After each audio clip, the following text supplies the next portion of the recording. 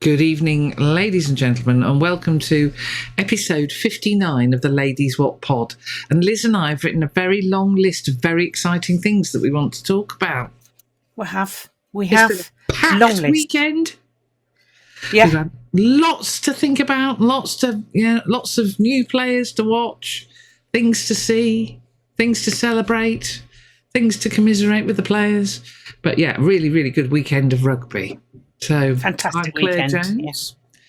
Yeah. I'm still on the edge of the fence. It's now dark, so Only just though. Only just. The days are getting longer. Yes. And I've still got a camera stuck to my face. I had to clean my bag after its trip to Welford Road because it was so muddy.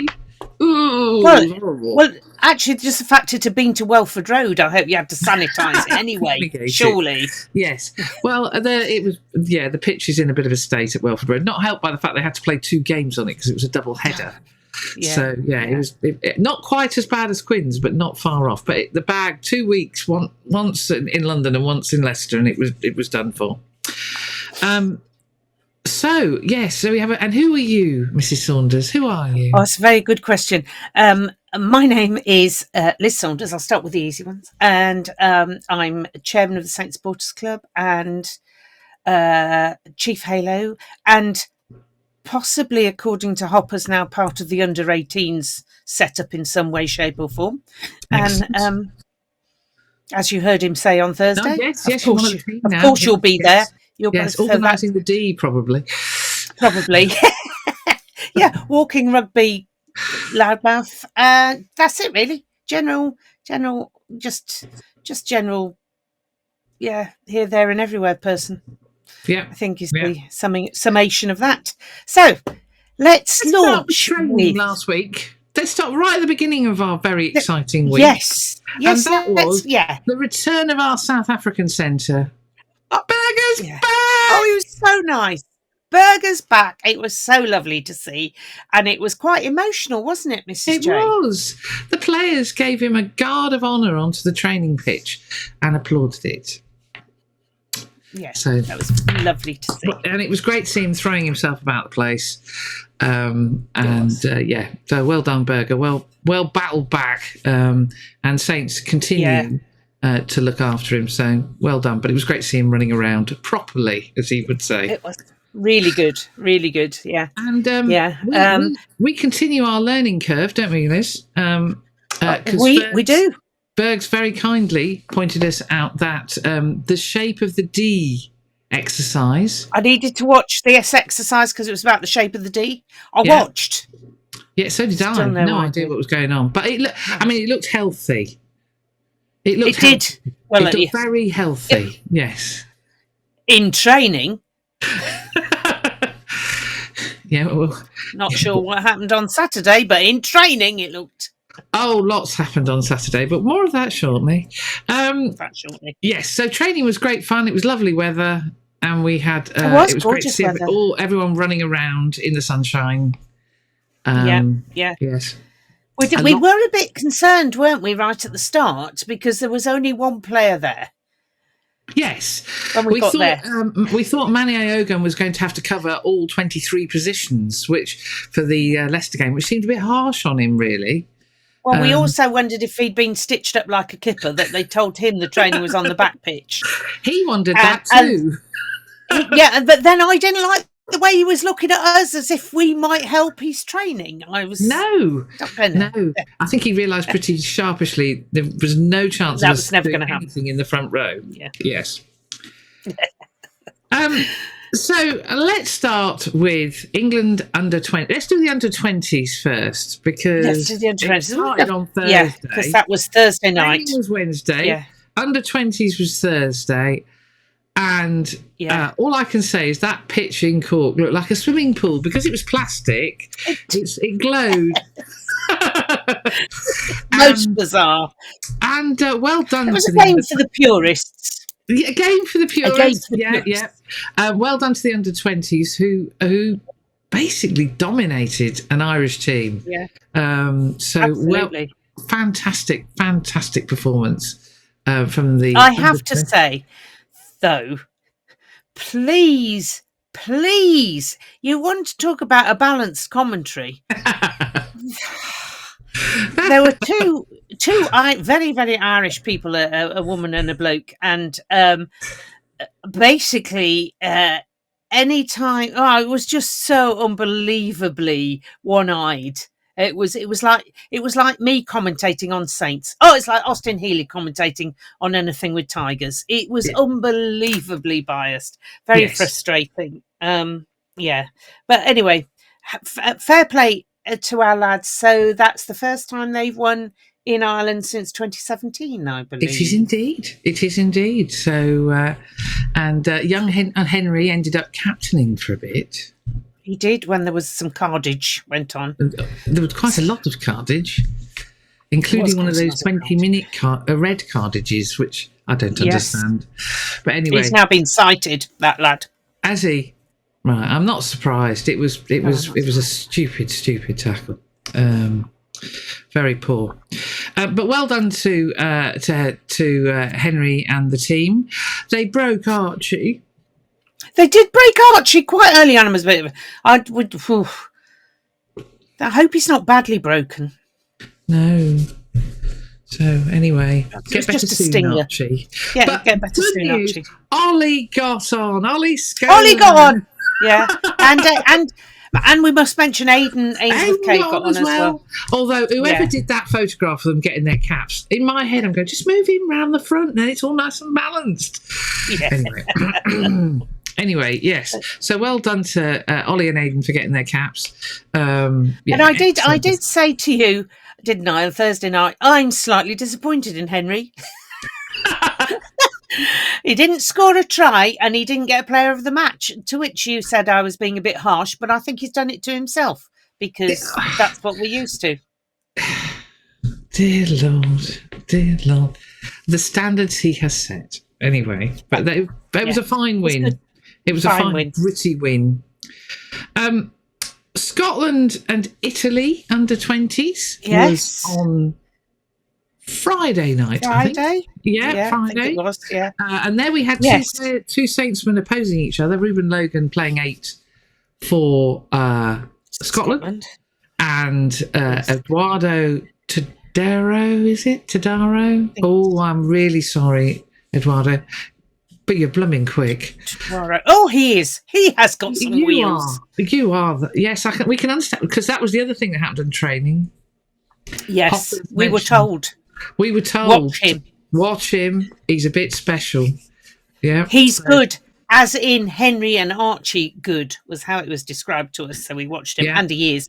Because he's not just got wheels, he knows where to be on the pitch to use the wheels to maximum advantage. I mean, he was an impressive young man. So. Yeah, no, really, really good performance from him. And he was the player of the match. He was the player of the match, He's put himself already in the Henry category. Indeed he has, yes. The only way forward is disappointment now, Eduardo. Yes. Scored a try and got player of the match. Against Tigers in the East Midlands derby. Is that right? It won't suit you?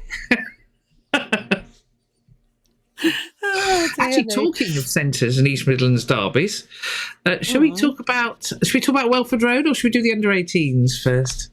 Let's do the under-18s first, because they came first in the timeline. We're doing it in chronological. We've been very good. We're doing it in chronological order. Yeah, sort of. So, so they played at 12 o'clock on the big pitch, and they were very excited about it. And it looked like it was going to be a gritty, close run, East Midlands sort of punch up from time to time. But then I don't know what happened to Tigers. They must have got tired.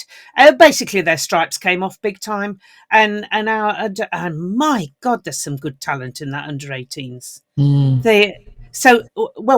We had a familiar name, though not in a familiar position. At 10, we had Paul Shields, this young lad, Hugh, who is not yet 17. He's 17 in July, and his goal kicking was a little awry, but his positioning and his pulling the strings was pretty damn good. And a wing, Charlie. Oh, sorry, Charlie, I did write it down. But he rapid and strong as well, and knows exactly how to flirt with the touchline without crossing it. Yeah. So yes, it was a cracking game, and there was a lovely little tale came from that. So as I was standing watching it, one of the stewards wandered over and said, "You will not believe what's just happened. I've just had a bloke come up to me and go, 'I've got hospitality for here.'" And he went, "Sorry? Hospitality? It's an under-18s game. What?" He said, "Just Tigers versus Saints." And the steward went, "Yeah, that's the one at Welford Road, mate. Wrong stadium." So this bloke apparently wandered off calling himself every name under the sun. And as the steward said, "Well, you weren't going to pick an argument with that comment." So off he went. I said it would be really funny if he'd driven down from Market Harbour or somewhere for that. Yes. His wife had dropped him off, coming back to pick him up at 7. That would have been classic. Wow. So that was a good. It's amazing that they were doing hospitality at Tigers, because they weren't doing much else.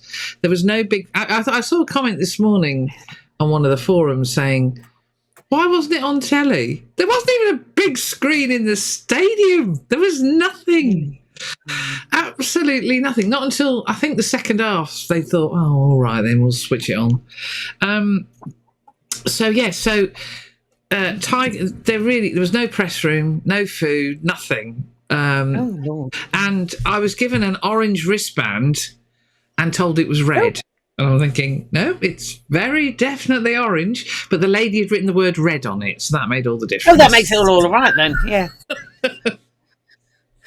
Yeah, it was.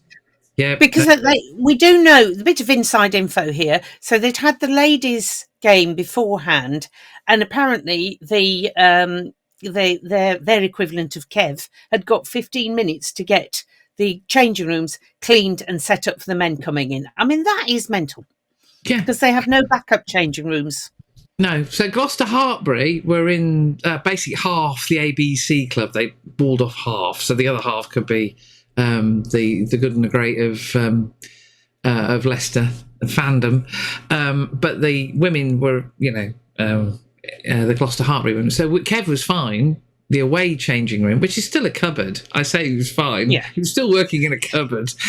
Our changing room was fine, but the poor kit man from Leicester had 15 minutes, and he needed all the help he could get, which meant that the pitch didn't really get much TLC at all because the groundsmen were busy helping the kit man. So it was all a bit chaotic. Anyway, enough of background information. Let's get this done and dusted, put to bed. First of all, big congratulations to the bounciest Aussie, James Ram. I think he actually did some gymnastics during the game. Did he? Yeah. He ran at great speed down the pitch, realised he was on his own, so went to ground, and in going to ground, he flipped himself up on his head. So they couldn't get to the ball because they couldn't get past his legs. Oh, interesting. Yeah, it was great. And so he placed the ball back, and you could see this very confused Tiger going, "Well, how do I get around him? He's on his head." It's interesting about his gymnastics thing, because we were talking about how this is why he's such a gifted rugby player, and gifted because his balance is so good. So when he jumps to get the ball, he's jumped, landed, and off all in one fell swoop. Yeah. I'm sure that's exactly how he made the break. That's exactly what happens, and how he made the break. So often. So so 50th cap for our bouncy bendy kangaroo. Yeah, well done, Mr. Ram. Top work. Congratulations to Billy Pascoe, who made his first start. He had already played. He made his debut, but he made his first start, and he had a cracking game.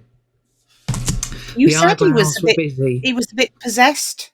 Eyebrows. Don't you give him a complex? Oh, he won't be listening. It's all right. Anyway, he and Charlie Savala linked up very well to put Will Glister away for his try.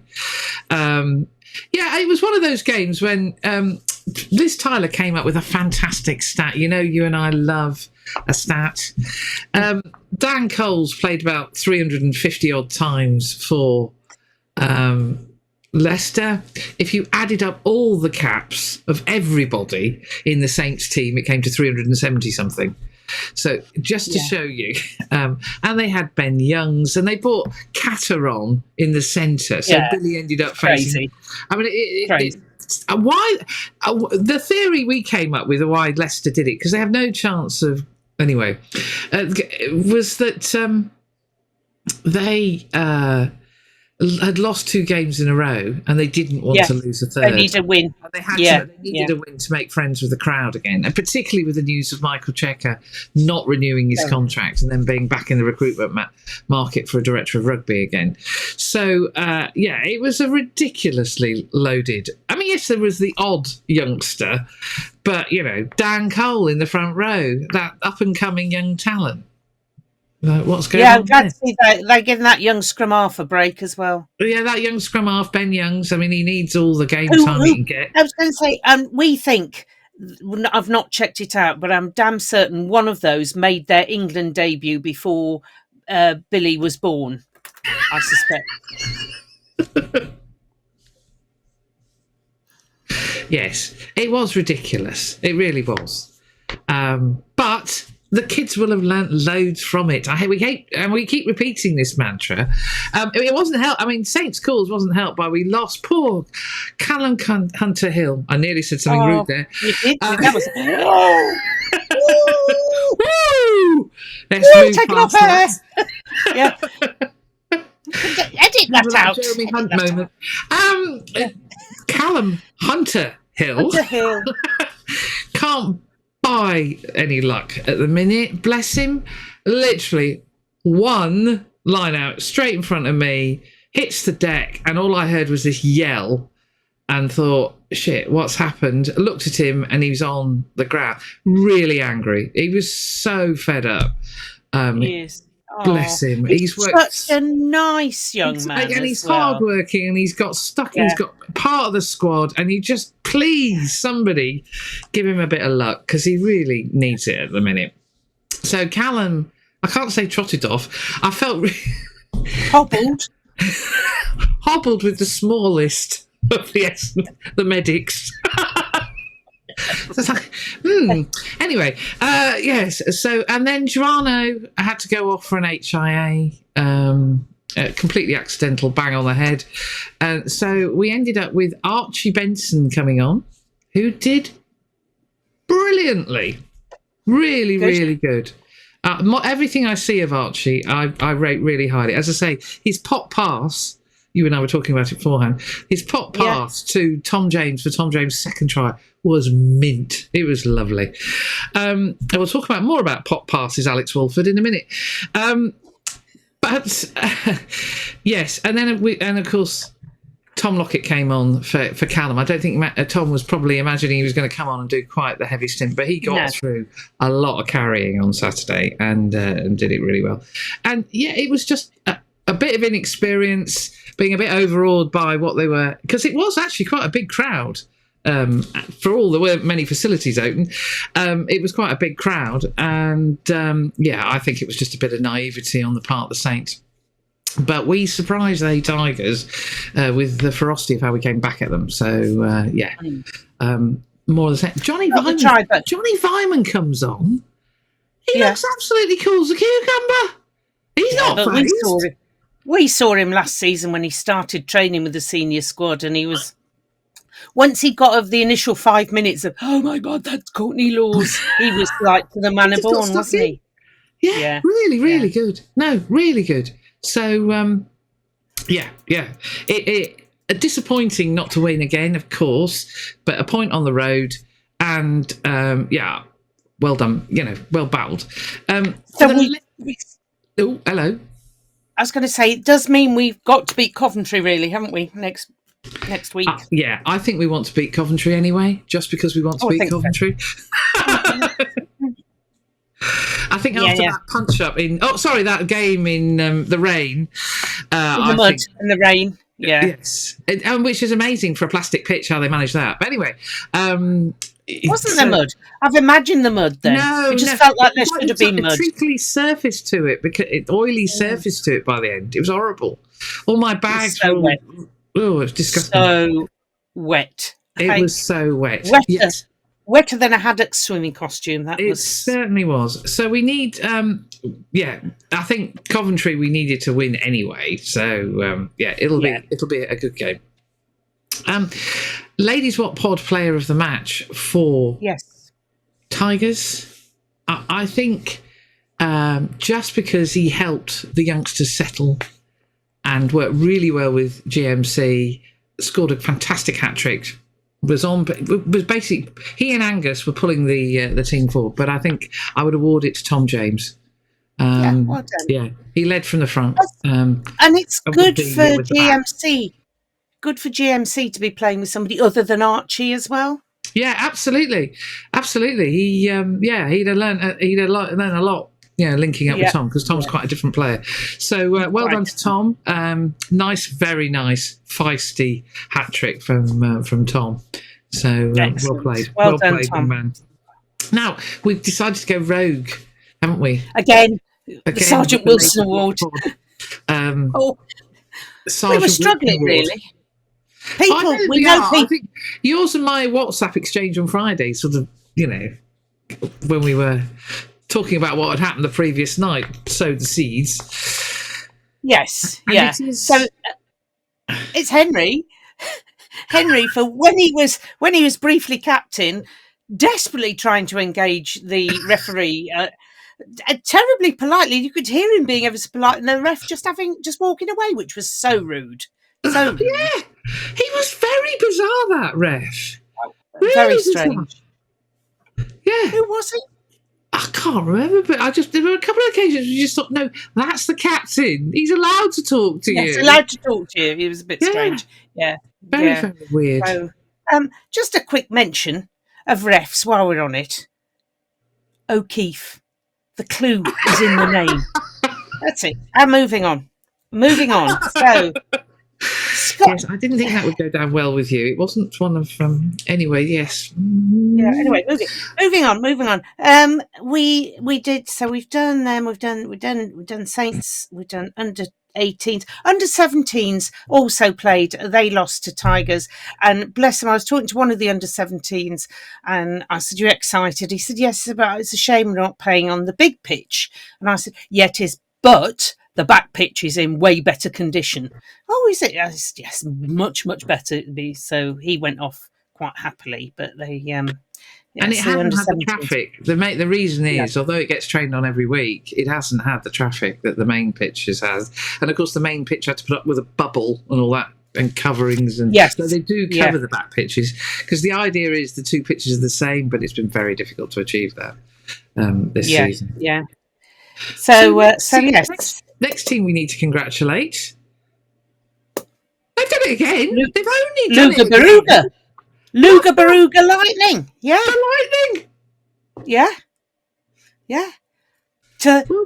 Went to the Bears' den and did whatever you do to bears to make them lose. That's something I don't inappropriate, but anyway, yes. Yeah. I've run out of similes of where they are now. We're aspiring to be in the top four and part of the playoffs. They did him over. Yeah. And quite a convincing win. And from what I've seen from the highlights, played some really, really lovely stuff again. Yeah. So well done, girls. What a shame it's nearly the end of the season. I can't get my head around that you end a rugby season in the middle of February. That's like all sorts of ridiculousness. Yes, it does seem a bit weird. But well done to Lightning. Win. Yeah, brilliant performance. And lovely to see so many smiles. The lady that took the photographs that many of you will have seen, Izzy, I can't remember her name, but she's took some really lovely stuff of the celebrations and a fabulous group photo at the end. So well done there. And even Bobby got his photo taken, Mr. Bridge, looking very... Well done, Bobby. Well done, Bobby. Well battled. And then finally on Sunday, we will talk about England. We'll talk about a little bit about the Six Nations in a minute. But in club rugby... The Bedford Blues ended up playing on the Sunday, which wasn't very popular with the Blues supporters, but that was because the TNT decided that Bath versus Bedford would be the match of the round. And what a belting game of rugby. Mm-hmm. If ever you wanted an advertisement for Championship rugby, that was it. Yes, they did a Saints and went 21-0 down, and then they just came at them. Bath took their foot off the gas a bit, but the Blues just kept playing. And I think my favourite try of all the tries involves Mr. Alex Walford, who played the most outrageous pass out the back to Joey Conway, who probably by now he'd started that running at Gloucester to run under the pits. And he was running towards the Bedford Blues faithful who were at the clubhouse end, which was great, and you could hear them on the TV. So but what a credit to the Championship. They played some absolutely beautiful rugby. As I said to somebody, look, that's basically a team of 23, 21 are part-time rugby players who've got day jobs, and 2 Saintsmen in Beltus. Actually, we had a Nathan Langdon mention. Several of the TNT commentators went, he's like his brother, isn't he? As Nathan went rampaging across the green veldt of the, of the wreck. Oh, brilliant! Yes, yeah. He was in best rampaging mode yesterday. Good. I said, these guys have got day jobs, and they Orla, bless her, one of our favourite TNT team members of the team, interviewed Joey Conway and Matty Worley afterwards, and she actually asked them, "Well, what are your jobs?" And they said, "We're landscapers, and we've got to be at work at 8 o'clock tomorrow morning." Wow. And you think it brings it home. About what these guys do and the love they have for their club as part-time players. But well done to everybody associated with Bedford Blues. You did the club and Championship rugby really proud. It came. I mean, I tell you what, David Flatman was having a ball. He was absolutely loving commentating about the Bedford pack. So, well done. The slope got mentioned. As well, didn't it? Well done for reminding me. Yes, the slope got mentioned. They said, well, you see, Bedford are very wise about slopes because they've got one hell of a slope at Goldington Road. So they knew to play up the hill in the first half. So they could play down the hill in the second. Little bit of knowledge, eh? So, we're going to keep talking about the Six Nations short, aren't we? Yeah. We knew it was going to be a difficult weekend, and it didn't let us down. We did. No, you say difficult. At least we're not Welsh. It's all I can say. At least we're not Welsh. And I think there are 2 main points that came out of the game. The first one made me laugh out loud when you put it on the WhatsApp group. And would you like to share what that was, Mrs. Saunders? I don't know what it was. I haven't got my phone. Oh, yeah. What was that? That was in the England game, wasn't it? When it was halfway through the second half, and it was all going horribly wrong. You asked the question. Wrong. Oh, has Ian Vass become England's defence coach? Yeah. Yes. It did have a familiarity about it, didn't it? It did. Oh, after you. There you are. After you. Oh, you've gone through. There you go. Then the other moment, which we have talked about before, and it is still the case, and So I listened to the post-match rugby union, whatever it's called, on the BBC, and I thought Matt Dawson made a really interesting observation.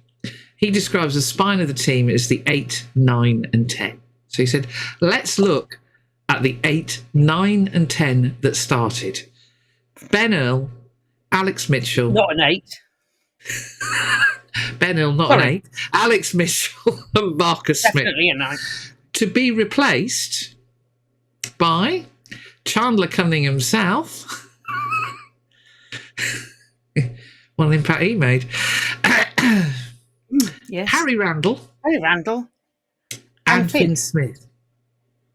Do those team 3s think as a unit about what we have to do to lead the team? And the answer is no. They don't. Is there something? Is Borthwick petrified that the world is suddenly going to turn black, green, and gold if he puts Mitch and Finn on the pitch at the same bloody time? It must be. What is his fear? It must be bewildering to the two of them. And bear in mind, everybody's singing praises about Crowley's performance. Finn beat him only a couple of weeks ago in the Investec Champions Cup. We knew who was the assured 10 that day, and it wasn't Crowley. Who has played Irish teams and won 4 times and won 3 times and came close to winning in the Cauldron of Croke Park? It's not Marcus Smith, is it? No. Anyway.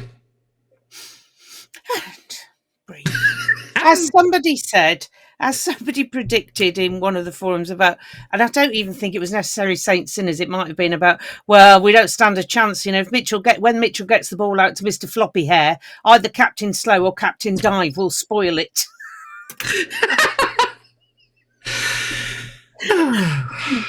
And I thought Paul Fremo trying to cover defence across the whole of the back line was an impossible task. And proved to be. But what happened? How was Fremo's try scored? Quick ball from Finn to Teo down to Fremo in like Flynn. I mean, just imagine if the quick ball had been coming that way all through the game from Mitch through Finn, like we do at St. Just imagine what could have happened. Just imagine. But no, we shall slow down. And breathe.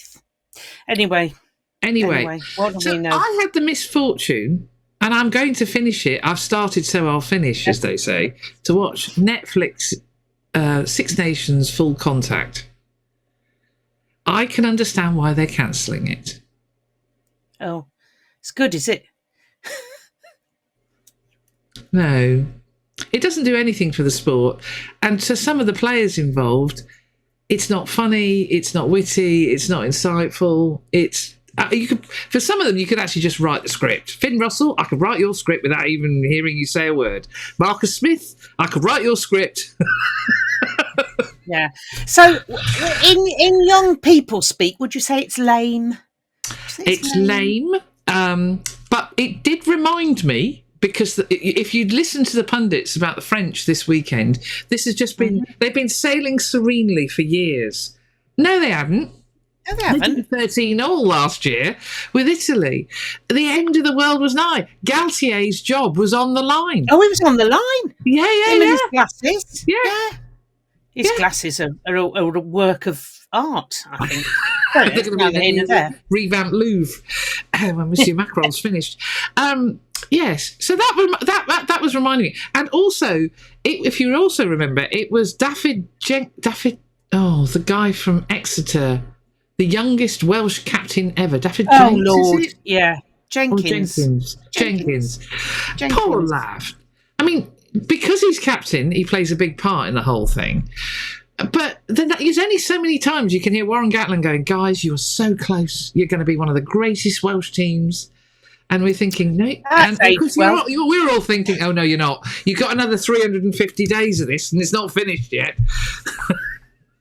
Yeah, blimey. So, what was I going to say? I can understand why it's been cancelled, because it's not gripping enough. It's not. But I think partly that's down to the production team. I think the football versions of this, which of course the first one was Sunderland Till I Die. The reason that worked was you were not only talking to the players and the merry-go-round of managers and the board, you were also talking to some absolutely charming, completely bonkers supporters.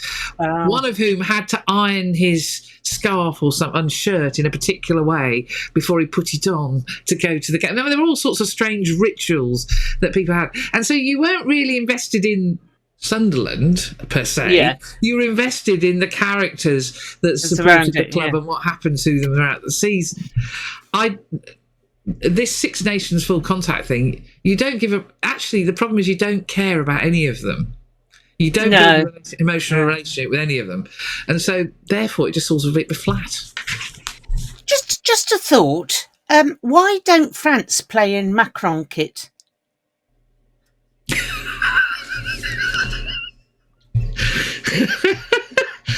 Moving on. Yes. Moving swiftly on. We said goodbye rapidly to somebody this week, didn't we? We did. We said goodbye to the very tall and absolutely charming George Smith, 6'8". He played several times for Bedford Blues, a lock, absolutely charming guy, really lovely man. And yes, he's incredibly strong. But I think both Saints and Blues play in a way that doesn't suit him. So, and they do like a big lock in France, which is where he's headed off to. Have a lovely time in France, George, and see you when we see you. But he's a delightful young man again. Yeah, utterly charming. So, the rest of the Six Nations was the Six Nations, as you say. Glad we weren't Wales and Scotland. And my only little general rant is let's not bother with forward pass rules. Let's just shotgun past it. Let's go NFL style, because clearly forward passes need not apply anymore. Let's not bother with giving a warning, shall we, Mr. O'Keefe? Next one who rushes in and does anything will be off. Not you, James. Not you, though. You did a Mrs. Weasley. Okay, did a Mrs. Weasley. Not you, Harry, dear. Everybody else, not you, Harry, dear. Yeah, honestly. Anyway, I'm not bitter. Moving swiftly. So Italy lost against Scotland, but they was a lot better. Their showing was I'm quite worried about us and Italy now. We're the only ones not to have lost to Italy, Yeah, well, yes, and of course, if we thanks to Netflix, it reminded me that we were losing last year, and we only narrowly won in Rome. Yeah. So there we go. Although I did enjoy seeing Dingers try again. Oh, Dingers! Yes. You see? Yes. Why? Just why? Just why? One thing I would say is just why. We didn't mention in the Leicester game is it was great to see several of the boys actually supporting the team. It's the Water Boys. So as what we noticed on Wednesday, Colsey was coaching the line out with James, and George was running up and down with George Hendy. But on Saturday, we had Colsey with the forwards, and we had George Furbank with the backs, and here they are. And just to show they compete at everything, Colsey on Instagram said, "Yep, I won. I was first out the blocks." Speaking to it. Oh, bless. Yes. Yeah. So well done. And as I say, George was with the and Chunya was also there working with the players. But it's great to see that those, these are two England internationals who would have been part of the squad. In Ireland, but they're on the road to recovery and supporting their mates at Welford Road. So well done, lads. Good. Excellent. Yeah. So, Toaster under 10s. Toaster under 10s, we have a report from Harry, who did training on Sunday morning. Here it is. So, today I did really well, and I did a bunch of tackles. Some of them were even one-on-one. I did a really good try. We won 56-0, and I got new shoes. Granny Gingy bought them for me. They're really comfortable. Here it is. There we go. So he did try. Thoroughly enjoyed himself. Dr. Jones noticed that we need to coach the International Man of Mystery in his own language, because he scored a try the previous week. He scored a try. I know, but he didn't this What's week. What's all this scoring of tries? I know. You don't score tries. I know. You do tries. Try. What's going on here? I need to have words. Well, it wasn't an issue this week because he'd done an all-nighter with the Beavers, so wasn't up for training. Just, I'd like to think one all-nighter with the beavers involved. It's a sleepover, basically. But probably, I say sleepover, probably little sleep with however many overexcited under 8-year-olds. Yeah. I don't know how you get to be a beaver leader and have to put up with that nonsense. But anyway, so he watched his big brother train, and for those of you wondering, the International Man of Mystery had got new shoes as well. You will see. Relief all round. Very good. Yeah. Very good. So it wasn't just Harry who got new shoes. So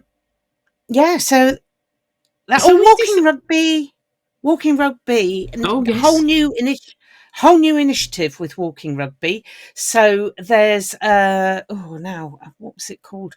So they've combined with the cricket and the football, and this is it's about accessing walking sports to help men's mental health. Yes, and the cricket as well. So the cricket, yeah. So it's a community thing, and the Walking Rugby means that sessions are cheaper. So they're £5 instead of £7.50, but it's still open to all, and it's very much encouraged that everybody, male, female, whatever gender, to come along and take part. And we're growing all the time. Next Saturday they're doing a thing at 12 to 1 in the High Performance Centre. So go along and have a look. It's safe. It's a £5 a session now. Excellent. Oh, that's really good. That's good. Really good news. Yeah, Jamie and the community bods have worked hard to get that up and running. So I think that's a brilliant initiative. That's excellent. That's really, really good. So we had a packed weekend of rugby this weekend. We did. With a fantastic Ladies Wot presence at 2 of the games. And this weekend we've got more ahead of us. So more under 20s fun and games. They're playing France. I don't know where. They're playing France. Somewhere in England. Bath. Is it Bath? I know there's one at Welford Road, one at Bath, and one somewhere else entirely, but whatever. I don't know. Anyway, somewhere, yeah. They're going to be playing somewhere. Bedford play on Friday night against Bristol at Goldington Road. I think it's really harsh on Bedford that they've got basically a 5-day turnaround after that. Against the Premiership sides. That is harsh. That's very harsh. Yeah. But Sherpa 2 got in contact with me, so I will be taking my good friends from Arizona, Becky and Gary, to their slightly jet lagged to their first rugby game in at Bedford this weekend. So hang on a minute. So you're doing the Newmarket thing? Then if we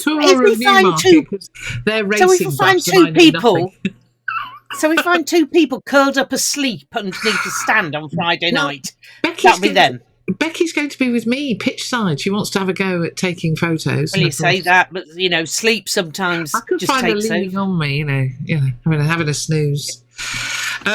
And then on Saturday, it's the community game, and there's all sorts of fun and games going on there. So the schedule will be coming out later this week.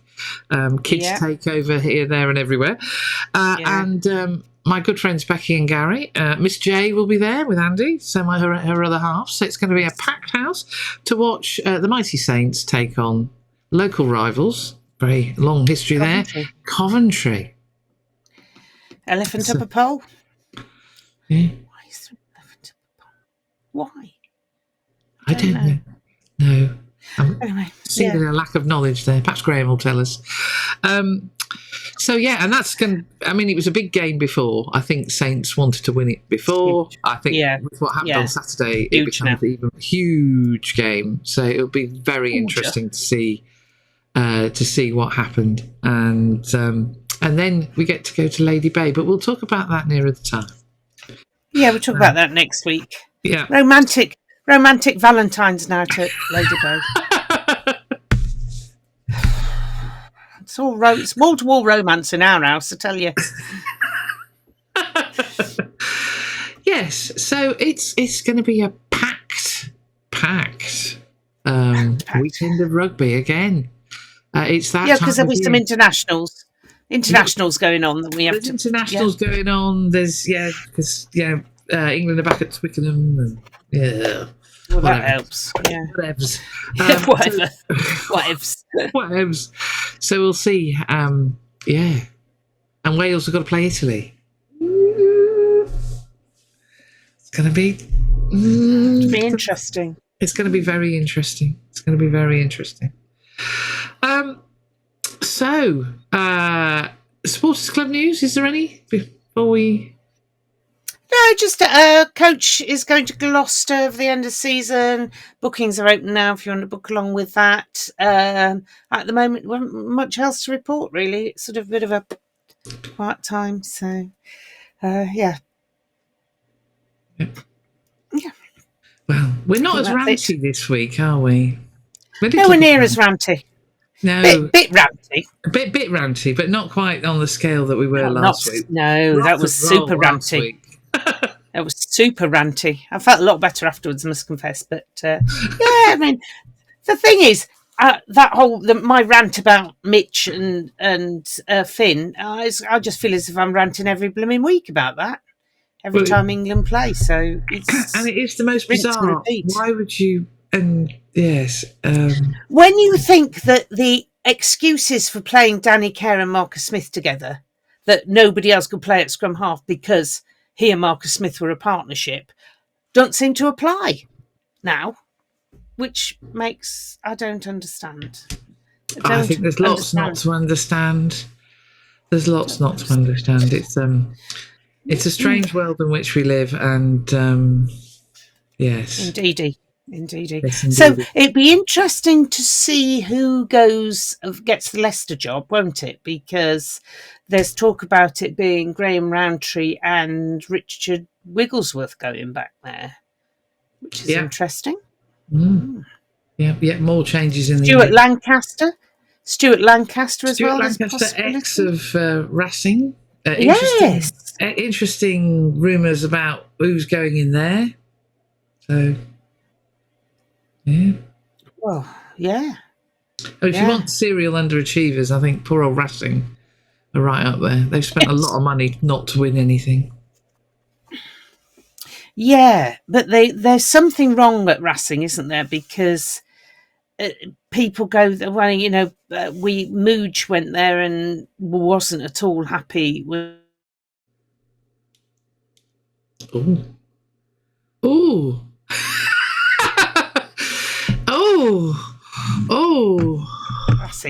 Racing.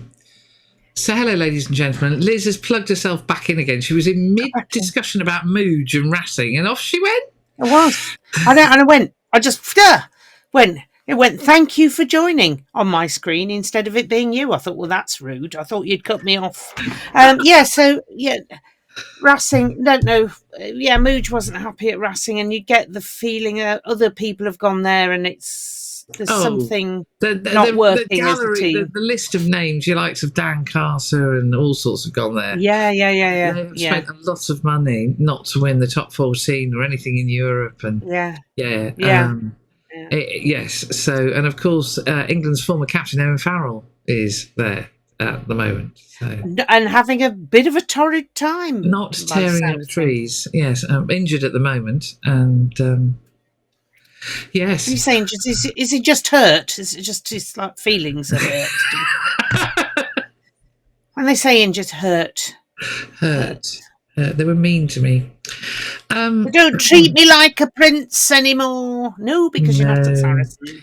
No. So there's a lot that the merry-go-round of coaching appointments continues. Continues, yeah. We'll watch this space with vague interest and possibly the odd rant here and there where necessary. Here and there. Anyway, so we rant, ladies and gentlemen. We rant, so you don't have to. So we get it out of your system for you. We just get it out of your system. How good we are. So that was Ladies Wot Pod, episode 59. Can you believe it? It'll be 60 next week. Yeah, feel it. Have a lovely week, everybody. Yes. Keep smiling. Have a grand week, everybody, and we'll regroup on the other side. Do the same. Yep. Bye, everybody. Bye. Thanks for joining. Bye.